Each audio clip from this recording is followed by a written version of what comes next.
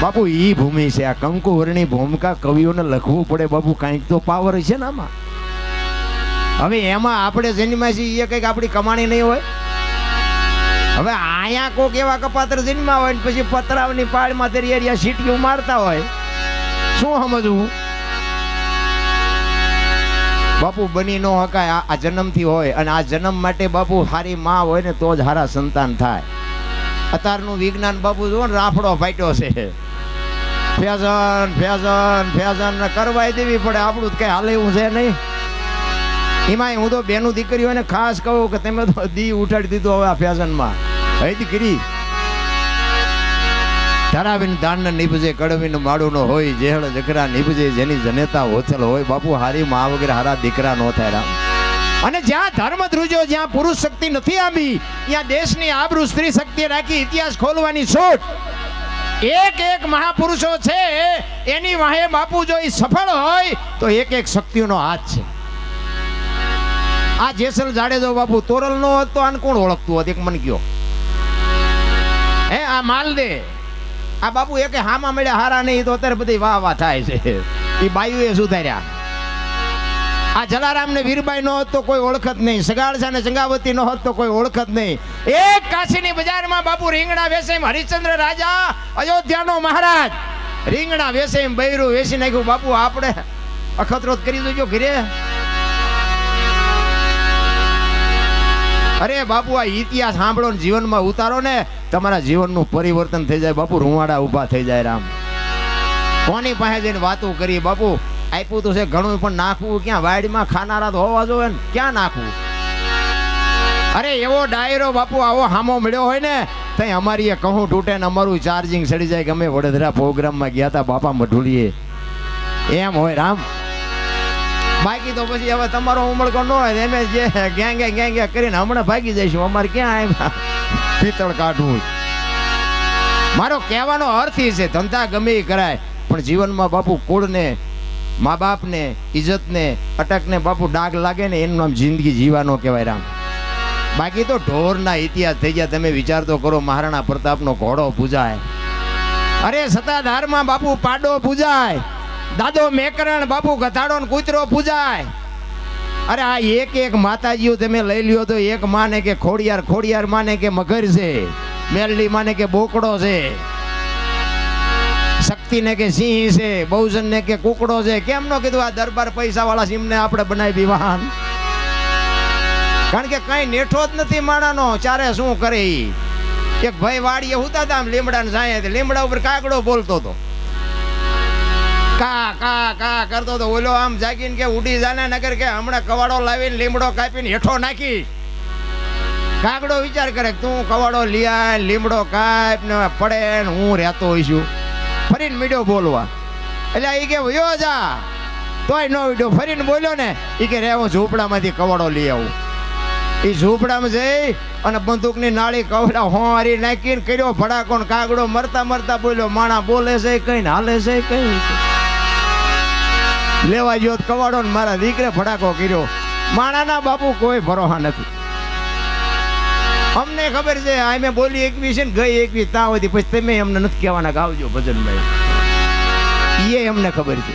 પણ અમને તો અમારી એક વાણી ઉજળી કરવા. મારો કહેવાનો અર્થ આ તો ગંગા હાલી જાય, પીવો ન પીવો તમારી મોજ છે રામ.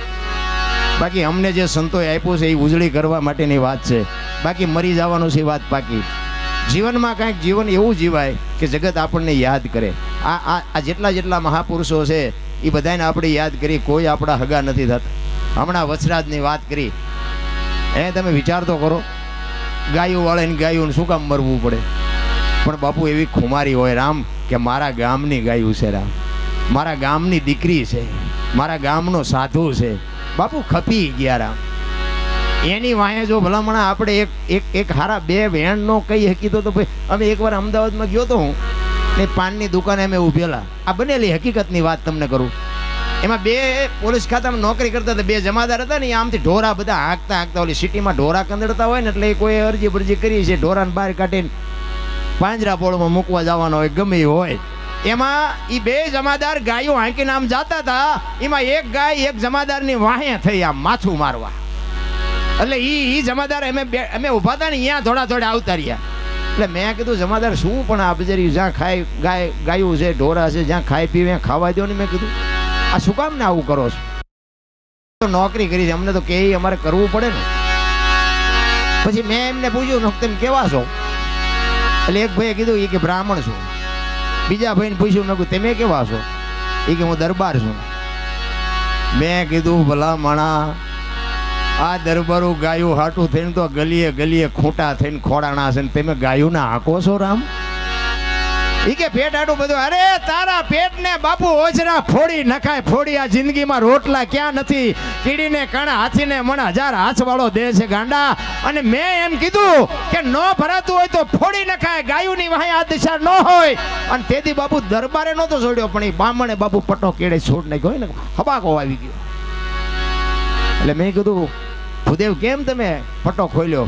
એ કે પોલીસ સ્ટેશન પહોંચું ત્યાં સુધી નોકરી કરવી છે ને હવે નોકરી કરું તો બામણના પેટનો નહીં. આજ મને ખબર પડી કે આવા હજીએ જીવે છે બાપુ. ગાયું હાટું બાપુ માથા દઈ દીધા માથા.